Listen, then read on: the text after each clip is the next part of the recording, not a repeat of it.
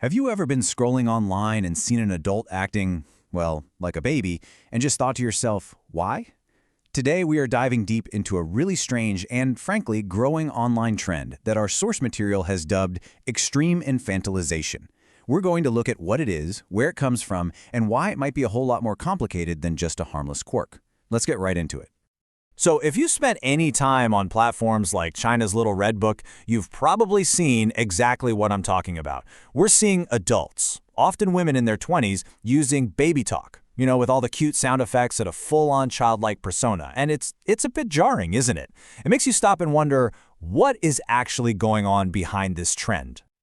All right, so what do we actually call this phenomenon? Our source material gives it a very specific name, and it argues this is much more than just some quirky online aesthetic. So let's take a closer look at the actual definition they're working with.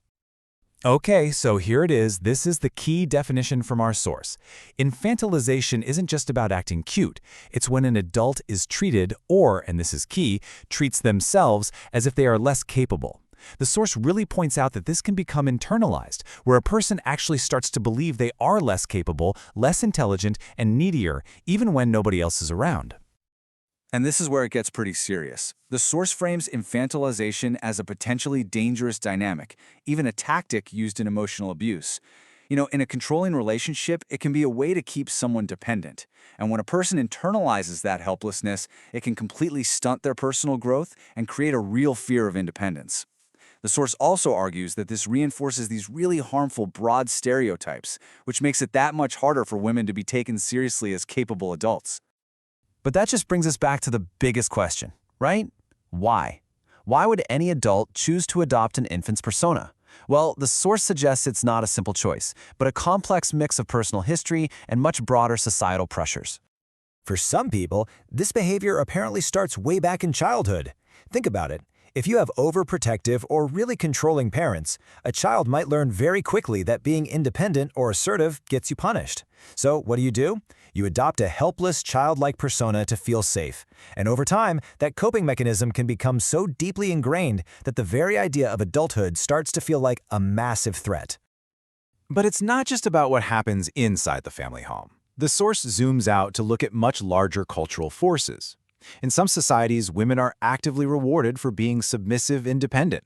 Media, family, and even romantic relationships can all push this idea that childlike behavior is what's desirable. I mean, when you're constantly praised for being compliant and punished for being independent, that's an incredibly powerful message to internalize. And our source traces these cultural pressures way back in history, specifically to Confucian ideology in East and Southeast Asia. This philosophy emphasized strict hierarchies, including those between men and women, where a woman's obedience was paramount. So ideal femininity became tied to things like youthfulness and purity, traits that align perfectly with this idea of infantilization. And the source makes the argument that these ancient ideas are still echoing in society today. Okay, but here's where things get really interesting. Not all childlike aesthetics are the same.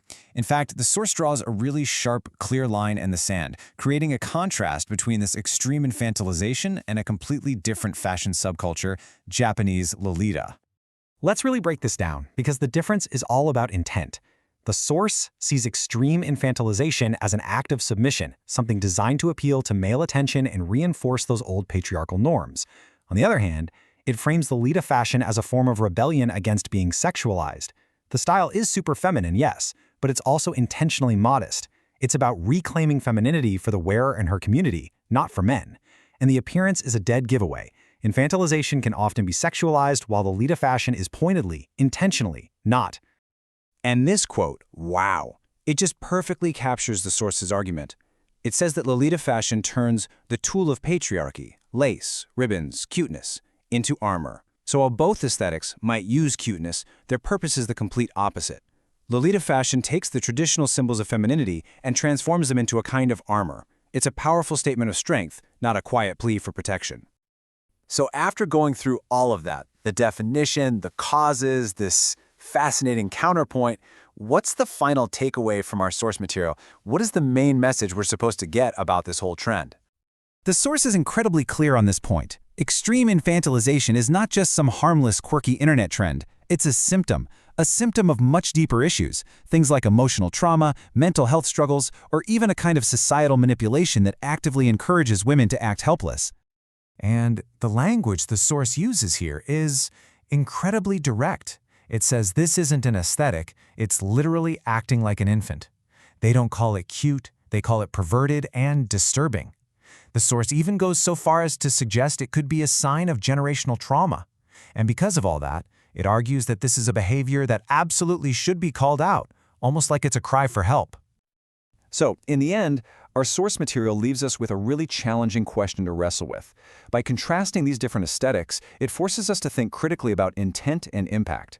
Where do we, as a society, draw the line between personal expression and behaviors that might reflect something much more troubling?